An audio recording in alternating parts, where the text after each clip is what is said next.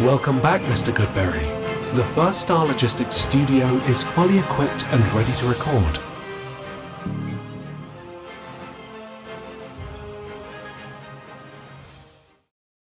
We've reached the end of draft season. The draft is here, well, in a day, depending on when you're watching this, or maybe later this night if you're watching it on Thursday. The Bengals don't have the 10th pick anymore. If you've been living under a rock for the last week, they traded it for Dexter Lawrence. So we don't have that to talk about, but we do have a bunch of other picks in the last mock draft of the year. This is Bengals On The Brain, presented by First Star Logistics. I'm Joe Goodberry. A little bit of sadness as we don't get that 10th pick. You know, for me, I started as a draft guy more than anything. I mean, when I started creating content, some of the first stuff I ever did was draft work, right? Doing scouting profiles and scouting reports and writing up players and mock drafts and analyzing and grading drafts, things like that. So the draft has always been a pillar of my content creation. So for it to get to the end, that's always a little bit sad. I'm excited, but also, there's a little bit of mourning going on for not having that 10th pick. I'd way rather have Dexter Lawrence. Don't get me wrong. But when you put in a lot of work and then you don't get to see it happen, there's still a lot more picks to go. Still have that 41st overall pick, 72nd, 110. You can find starters in the first 3-4 rounds. And I expect that 41 this year is going to have a good option for the Bengals, whether that's a trade back option, a trade up option, or just stick and pick. And I think the way this class, the strength of it, even if you look at our draft spreadsheet, the top 100 has a bunch of linebackers, safeties, corners, tight ends, wide receivers. So if the Bengals want to go, and offensive linemen, interior offensive linemen too. So really you just don't have quarterbacks. You don't have running backs this year, and defensive tackle is thin. But other than that, you can fill a lot of positions of need. And the Bengals have needs still. So we're going to do our final mock draft here of the season. And it's what I think could happen, will happen. Those kind of blend together at times. There are many drafts where I've only gotten one player correct. There are many where I've gotten 0. Sometimes I'll get 2. I've had a draft where I've gotten 3 right in my final mock. It's a tough thing to do now that without that first pick. I was kind of banking on 10 and let my last few, now that we don't have to do a mock for 10 anymore, my last few were Ruben Bain. So I just want to see if Ruben Bain would be there at 10 when we get there on Thursday night. So keep that in mind when we get to pick 9, 10, 11. If, who was there? Who would have been there for the Bengals and what would have happened? So we're just going straight forward ahead. This is not using a simulator. We're going right to round 2. And I project there's still going to be a lot of good players, a few fallers from the first round, as always. But I think the Bengals are going to trade back from this spot. And they have traded back in round 2 a bunch. Especially in recent history, I feel like round 2 is a weird situation because number one, if you're not getting a faller, if you don't make it to you, then a lot of times the talent is consistent between picks.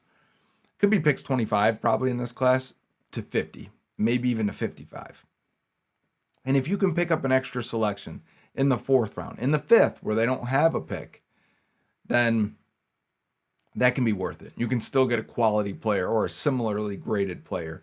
And I think we're going to have it if you use our draft spreadsheet. Remember, you guys had links to that, and you can find it on my Twitter at Joe Goodberry. If the Bengals see it the same way, and there isn't an obvious faller, to me the obvious faller would be Avion Terrell. So put a pin on that name. Would he still be there at 41? He could be. If not, I think they would look for a trade back opportunity. And I went and looked at all the teams that are within 10 picks behind them, so 50 to 51, 52, 53. Not many of those teams at extra picks. There was a team at 54, the Philadelphia Eagles, that had some extra picks. So let's do a trade back on our first and our final mock draft. Not our first pick for our final mock draft. Going back from 41 to 54, picking up a 4th round pick, picking up a 5th round pick, and giving up a 7th. The value of that far of a trade back could be worth a 3rd. I didn't do a 3rd. I did a 4th and 5th and then gave back a 7th. So we were picked again at 54. And at 54, the Bengals take a linebacker out of Cincinnati, Jake Golday. Jake Golday is 6'4.5", 239 pounds, with almost a 32-inch arm length and 77-inch wingspan. He ran a 4.62, but everything else was really, really good in his athletic testing, coming out with a 9.85 relative athletic score. Good production despite only really playing full-time linebacker the last 2 years, and Cincinnati dropping him into the slot a bunch. You can see it in the clips here. Looking like a really good fluid athlete in space, but he's a big guy. He looks like a Sam linebacker. He looks like he can get down on the line of scrimmage, and he has done this, and he can take on blocks and set the edge versus the run. But it's his movement skills and his ability to make guys miss at the second level like that on the screen that really gets teams excited for what Jake Golday could be. I see him as a Leo Chenal type player, someone I would have taken in free agency. Obviously, you're going to get him at a discount here. He's 31st on our draft spreadsheet. He is 56th on the consensus. We're getting him here at 54, which I don't think is crazy. And for me, he's a plug-and-play starter. Is it just a Sam linebacker? Or can Jake Golday be much more and potentially be the best linebacker on the team? If we're just comparing them as prospect, I think he's a much better prospect than Demetrius Knight and Barrett Carter were last year, and I would think he's going to start relatively quickly. The Bengals like to throw bodies at one position in order to fix it, and this is a continuation of them drafting 2 linebackers last year, adding another one here, and saying one of these guys, hopefully 2 of them, will emerge. Last time they did this, it was Jermaine Pratt, and it was Deshaun Davis, same draft, but then it ended up being Logan Wilson, Akeem Davis-Gaither, Marcus Bailey. In a matter of 2 drafts, they drafted 5 linebackers. Could they double dip this year? Sure. I don't want to think that's crazy at all because of the way they've treated it in the past. And that somebody's going to stick. Some of these guys are going to hit. And I would think Jake Golday has a chance to be their linebacker number 1. He's a guy I would like to place a bet on. I don't know that I want him at 41. I feel like there's going to be better options on the board. But if I can pick up an extra 4th and 5th round pick, that could definitely be worth it in my book here, and that's why I think the Bengals will take that trade back and get probably their biggest position of need attacking it with that pick at 54 here, which was originally 41. If you're just casually listening, I want to make sure I reiterate that I traded back here. I think the Bengals could see value in that this year. 3rd round, pick number 72. I think the next biggest need, if you look at the defense right now, that we have Jake Golday plugged in at linebacker. You could say it might be pass rusher, might be defensive end. I think they still like Shamar Stewart a little bit more than maybe we have and maybe what he showed last year. He's a 1st round pick. Of course they do. But if your top 3 are Boye Mafe, Miles Murphy, Shamar Stewart, I think you need a 4th guy. But that's not where I'm going with this pick just yet. I'm going to address corner. And I think despite bringing in Kyle Duggar, who can do some slot linebacker stuff, Jasir Taylor, who's a slot guy, and re-signing Jalen Davis, all these guys got minimum deals. I think you can address it with a guy who I believe is a very good slot corner at the next level and could potentially be a cornerstone player for you for the next 4 years while he's under contract, and then you figure it out from there, right? With the 72nd pick in the 2026 NFL Draft, Cincinnati Bengals select Chandler Rivers, cornerback out of Duke. Standing at 5'9.5" and 185 pounds with a sub 30-inch arm and 73-inch wingspan, Chandler Rivers is built like Mike Hilton. And plays like this show you the physicality of him taking on blocks and blowing plays up. He ran a 4.4 at the combine, which is great with a 1.52 10-yard split and a 39-inch vertical. His relative athletic score, even with his size, puts him at just sliver under the 90th percentile athleticism. Great production score in the 86th percentile. He has scored really well from PFF over the years with a 93rd percentile defensive grade, a career grade coverage in the 86th percentile, which brings me back to when I talked about corners. When you have a career grade of 85 or better, and you have a relative athletic score of 8.5 and better, your chances of succeeding are very, very high.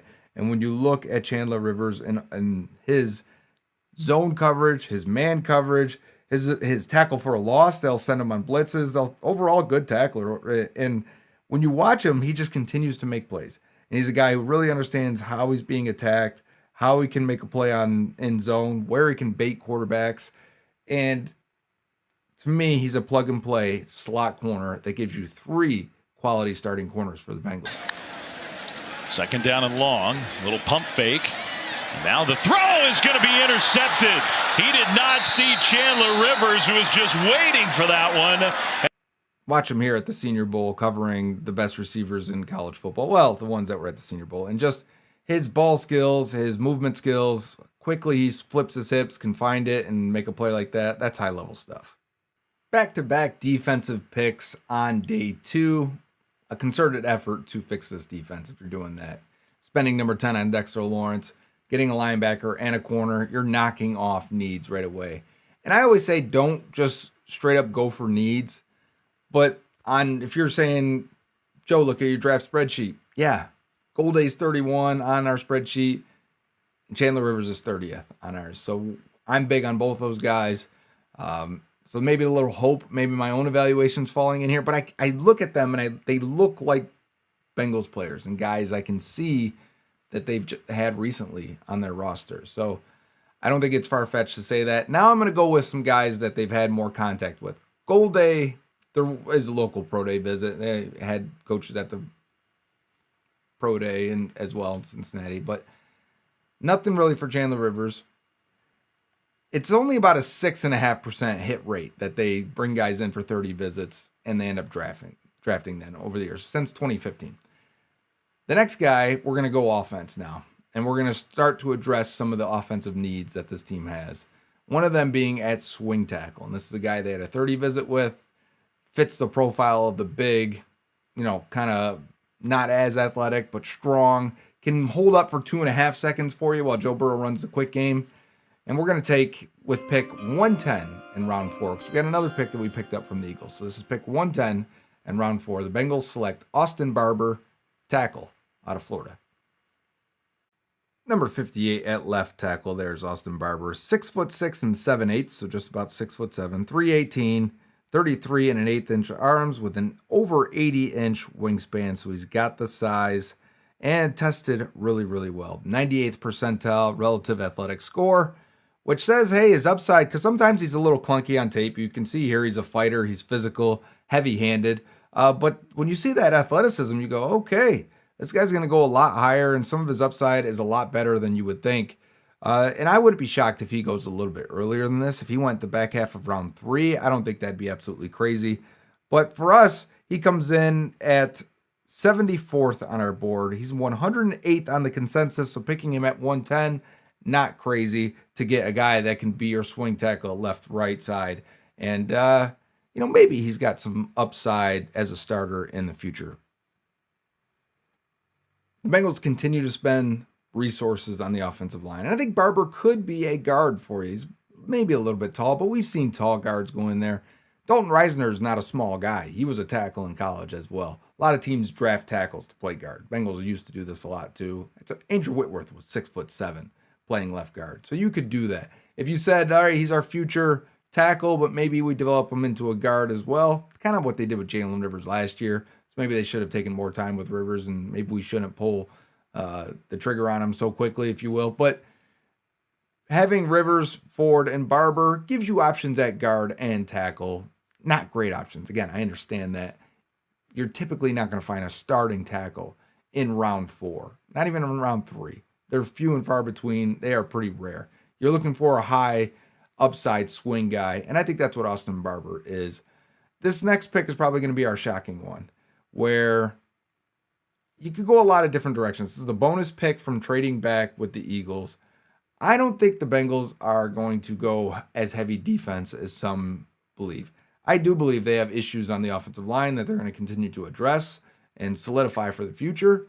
I believe tight end can be improved. I believe wide receiver can be improved. And I think backup running back can be improved.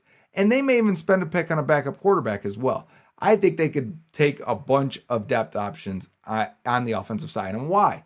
Because the offense is it's the number one part of the team. It's the backbone of the team. It's why we're watching number one. It's why they're probably, if they go make a run and win the division, it's because of the offense. But the offense is so wide receiver focused that when you lose one guy, it really puts a dent in how things can run. And they were really efficient on the ground last year in the running the game and in the run game. But that doesn't mean it's going to be that way all the time. That's going to have some volatility to it and not always as strong from year to year. But the receiving game has to continue to be good. And when you can find a guy that's 6'4", 200 plus, that has the ball skills and range downfield, what the pick I'm going to make here, in Jacoby Lane, wide receiver out of USC, I think the Bengals would be highly interested in a guy like that and probably see some T. Higgins in him. The Bengals get back to drafting young receivers again with Jacoby Lane. He's 21 years old right now, 3-year player in college. He's 112th on the consensus. This is pick 114 in the trade back with the Eagles. So just a couple spots behind where the consensus is right now. He's 73rd on our draft spreadsheet with a 76 score. 6'4" 3/8", 200 pounds, has 10.5-inch hands. Great wingspan, over 80 inches. He's one of the longest, biggest hand player in this class. Ran a 4.47 with a 1.58.10.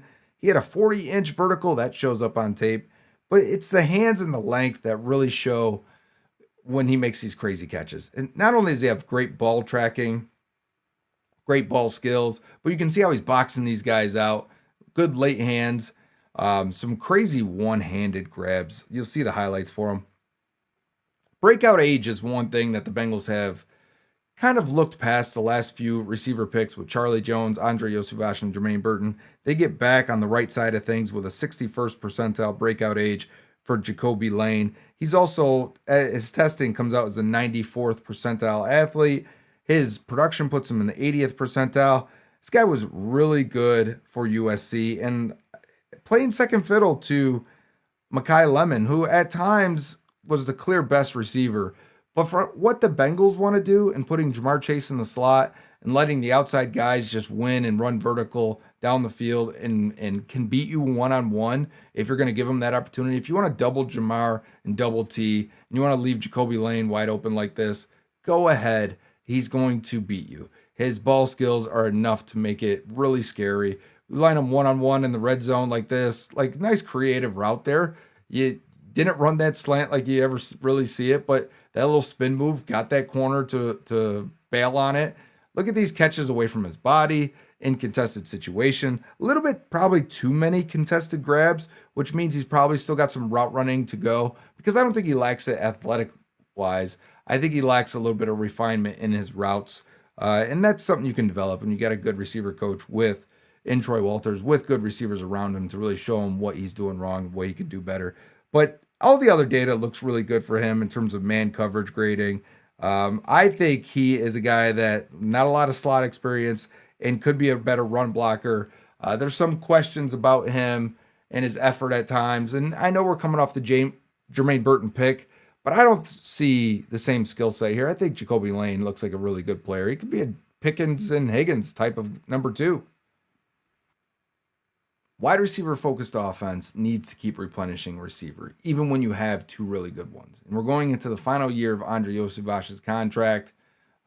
You got to kind of start to plan what you want to do at that position.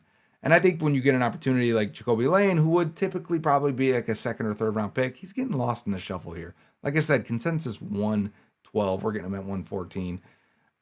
His talent is a guy that should go probably round 2 or round 3. You get a little bit of a discount here. Take him in round 4 and see him as a guy that can step in and help you. And you can slowly work him into that. Maybe it's not fully taking over and replacing Yoshi right now, but slowly beating him out towards the end of the year. Someone that can come in and replace if T. Higgins goes down for 3 games, which he has, the history of doing. So you've got to keep receiver fresh. You've got to keep good talent there. I think the Bengals will draft a receiver at some point. They typically do. I'm going to go back-to-back offensive skill players here. And this is going to drive some people nuts. But the Bengals have done a lot of work at running back. They've done a ton of work at running back. And again, we're drafting. First 2 picks were needs. 3rd pick was we need a swing. So need. 4th, you may say, Jacoby Lane's not necessarily a need. Some people may say that. There's others that will say receiver is a need, and I would. But you're getting a guy 1 year ahead of actually needing to replace Yoshi. here would probably be getting a guy one pick ahead of Chase Brown. And I don't think you have to replace Chase Brown with a 5th round pick. This is 5th round, 178, by the way. This is the pick we're getting back. The 2 bonus picks we're getting back from the Eagles after trading back are going to be Jacoby Lane and then running back out of Indiana, who the Bengals had a 30 visit with, Kalen Black. Kalen Black is 204th on the consensus, so you're taking him at 178 here, a little bit ahead, but I think the running backs are going to go off the board pretty quickly because there's only a handful that are really good that can pass protect like that too, right? Can be a factor in the receiving game and can break tackles and make guys miss. And he's just under 5'10", 208 pounds, played as much and is listed as 215 on some of their team's websites. Ran a 4.45, which is quality for the type of player he was, where I thought broke a lot of tackles and could run very tough and with a low center of gravity. Had some Isaiah Pacheco in him, I think. And relative athletic score comes out in the 91st percentile. His production, though, overall throughout his career, because he's a little bit older than what you'd like. He's 24 and a half, but they've drafted Chase Brown, who was a little bit older as well. So it knocks his production down to the 48th percentile. But you see his quickness, his suddenness, squirting through the hole, stand balance, contact balance. I think Kalen Black is a solid RB2 in this class that's really weak. And I liked him a lot more on tape than he's going to score out. A lot of it is that he's an older running back. But when you see this at the Senior Bowl, guys could not cover him at all. Kalen Black caps off 3 straight offensive picks, and I can feel you guys freaking out. I can hear the analysts already. But you know what? The Bengals don't listen to analysts. They do what they're going to do. We're still going to get back to defense with the next pick here. We've got 2 in the 6th, 1 in the 7th, so our first 6th round pick here. At this point, it's not so much need. I'm trying to target players that I like, that should go in this range, and could potentially fill a backup role for you, right? You're not getting starters in the 6th round too often. It's a rare thing. But if you can get a guy that can be your DN 4 or your defensive tackle number 5, or your center number 2, right? A career backup center, or tight end number 3 for you. That's fair value, and that's what you should expect here. And I think the Bengals still need, while I like their top 3 safeties, and PJ Jules is probably 4 or 5. They kept 5 last year. I'm getting a guy here that was a former linebacker, converted to safety, so maybe you can do some of that stuff that Kyle Duggar is going to do for the Bengals and maybe learn from him. And someone on tape that I've noticed right away when I watched David Bailey and watching Texas A&M, right? They got so many good players. And the unheralded player on that defense, he's still here in the 6th round, is safety Cole Wisniewski. With the 189th pick, Cole Wisniewski is 217 on the consensus, so losing a little bit of value there, but getting a guy we want now. 6'3", 214 pounds, so a big safety. Didn't test before the draft, and you can kind of see why. There are times where he doesn't look like the most athletic guy, but athletic enough, right? He's on a team full, maybe the best defense in college football there in Ohio State, team full of guys that are getting drafted. And Cole Wisniewski stood out in terms of physicality, intensity, high effort player that will lay out for tackles. You see him in the linebacker spot in the box a lot, and he can do that, no doubt about it. But it's really coming forward from the safety position, splitting some blockers, making tackles. That really stood out to me as a high effort player. His defensive grade percentile puts him in the 95th percentile amongst safeties going back to 2016 from PFF, not 2026, that'd be too recent. But his coverage grade also puts him in the 90th percentile. It's a guy that has good markers from PFF in a lot of ways. He's really a gem, a hidden gem here. I think at the very least, we're looking at a core special teamer that maybe has some nickel role positional versatility where you can make him a linebacker safety, or maybe he's just your safety number 4 for the future. Maybe he's your future safety 3 if you keep Battle and Cook. Either way, I like Cole Wisniewski a bunch. But the next pick, the Bengals have a shot to take someone 10 spots later. So we're at 199, 6th round pick. Somebody that I wasn't aware of until towards the end of the process when people were saying, these are the sleepers. These are the guys that aren't getting talked about enough. And So I dove into those. Okay, let's go watch him. And I came away very impressed. And he hasn't really come up the consensus rankings, hasn't really skyrocketed up boards or anything like that. He's still scheduled to be about a 6th round pick. And I'm talking about Central Michigan's Michael Heldman with our 6th round pick.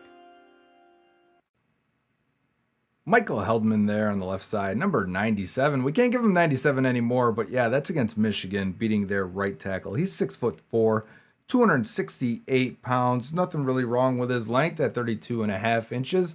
You're going to watch him beat Pitt, beat Michigan, beat Buffalo. Trying to remember what other game has clips in here, but yeah, a guy who wins with athleticism, with good power. He ran a 4.7. He had a 7.05 3-cone. He had a 4.31 shuttle, which is pretty good. And he looks like a wrecking ball in a lot of these plays. You saw that one there. 99 percentile athlete if you're using relative athletic score. And it's there on tape. Look at him for the Chippewas. Look at him dive inside and beat that left tackle from UB and force that ball to go in the air. And he wins with counter moves. He wins with some power moves, some good technique. Natural leverage for a 6'4" guy gets pretty low. If he was wearing 91, he'd look like Trey Hendrickson to me with his get off and moves. He's better against the run, though. This is a guy that, in my opinion, is a well-rounded player, but just on the pass rush data, so I'm saying he's a solid run defender, but the pass rush data, the last 2 years, he's won at 22%, which is in the 93rd percentile. In true pass sets, he has a 33% the last 2 years, 33% pass rush win rate. That's a 91st percentile in all of college football for defensive ends going back to 2016. Dude is good. So the last 2 defensive picks there, Cole Wisniewski and Michael Heldman, give you depth options, should make the roster, should play special teams for you. I think Michael Heldman can beat out a guy like Cedric Johnson, maybe, or maybe Cedric Johnson's still the 4 and Heldman's the 5. What I think would happen here is they would go out and sign a Joey Bosa after the draft. And so not getting a D-end here, not killing you. You've got some young guys you've got to develop, number one. You've got still Miles Murphy and Shamar Stewart. Heldman can join that rotation. Add a Joey Bosa outside the draft. Can we get crazy now? The Bengals, is it really off the table to think they would do that? That's a friend of Joe Burrow. I could see that happening very easily. So, putting D-end on the back burner there doesn't kill you. But I think Heldman's got a lot of upside as a pass rusher. Last pick, 221, 7th round pick. Going back to offense, addressing a position that I think could be addressed much sooner. I'm not as confident. When I started looking through the amount of contacts they had at tight end, wasn't a lot. Typically, you can see what positions they're targeting because they have a lot of contact there. They've had a lot of contact at corner, at linebacker, at defensive tackle until Dexter Lawrence. So we'll see what happens there. So, and offensive tackle, which is why I picked those positions. But I think tight end will be addressed at some point. And this draft is so strong that you're going to be presented with best player available being a tight end probably a lot of times in this draft, especially if you add extra picks in rounds 4 and 5 like we did. So I was tempted many times. Give me someone who can block, someone that can move. I'm not looking for him to be a number 1 tight end or a number 1 receiver down the line, right? We're in the 7th round. But give me a guy that can help and make this team and potentially replace what Eric All did if he can't get back to full strength. I'm going Wisconsin's Lance Mason. That blocking tight end at the end of the line against Alabama there throws this guy down. It's Lance Mason out of Wisconsin, 298th on the consensus. He's a sleeper. He's 140th on our spreadsheet. So it's a guy I think that could be a capable player in the NFL. 6'3", 246, ran a 4.71. Production, though, was really, really good. 96th percentile. He had 121 targets, caught 86 balls for nearly 1,200 yards in his college career. PFF liked him as a guy who can make guys miss, as a guy who was a solid yak receiver, as a guy that, in 94th percentile yak receiver, is a guy that can block good enough. If you watch him on the clips, he's blocking and blocking very well. 67th percentile run blocker for PFF.